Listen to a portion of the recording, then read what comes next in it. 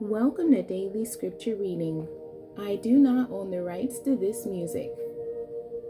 Daniel chapter 4, beginning at verse 4 and ending at verse 18. This is the Amplified Version. The vision of a great tree. I, Nebuchadnezzar, was at rest in my house and prospering in my palace. I saw a dream, and it made me afraid. And the fantasies and thoughts and the visions that appeared in my mind as I lay on my bed kept alarming me. So I gave orders to bring in before me all the wise men of Babylon, so that they might make known to me the interpretation of the dream. Then the magicians, the enchanters, magi, the Chaldeans, who were the master astrologers, and the diviners came in. And I told them the dream, but they could not interpret it and make known its meaning to me. But at last Daniel came in before me, whose name is Belteshazzar, after the name of my God, and in whom is the spirit of the holy gods. And I told the dream to him, saying, O Belteshazzar, chief of the magicians, because I know that a spirit of the holy gods is in you, and no mystery baffles or troubles you.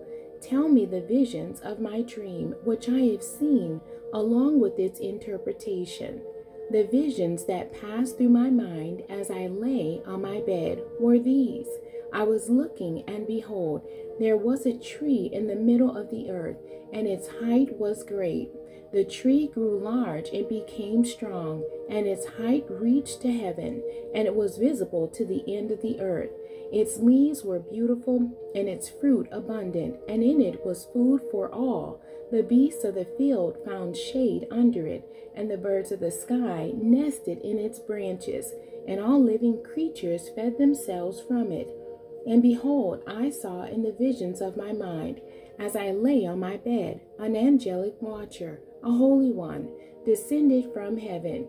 He shouted aloud and said this, Cut down the tree and cut off its branches, shake off its leaves and scatter its fruit.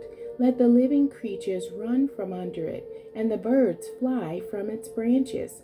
Nevertheless, leave the stump with its roots in the ground, bound with a band of iron and bronze, in the new grass of the field, and let him be wet with the dew of heaven, and let him feed with the animals in the grass of the earth. Let his mind and nature be changed from a man's, and let an animal's mind and nature be given to him, and let 7 periods of time pass over him.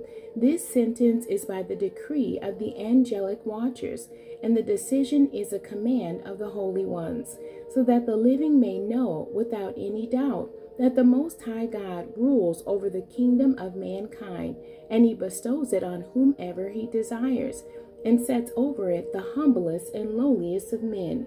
This is the dream which I, King Nebuchadnezzar, have seen.